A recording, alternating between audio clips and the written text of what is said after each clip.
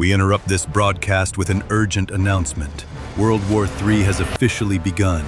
Reports confirm tactical nuclear strikes across Eastern Europe. Russia has deployed over 300 nuclear warheads against NATO forces, prompting NATO to respond immediately with around 180 warheads targeting Russian military installations. Initial casualties are projected to exceed several million, with radioactive fallout rapidly spreading and endangering large portions of Europe. The conflict has now escalated globally. China and North Korea have launched nuclear missiles,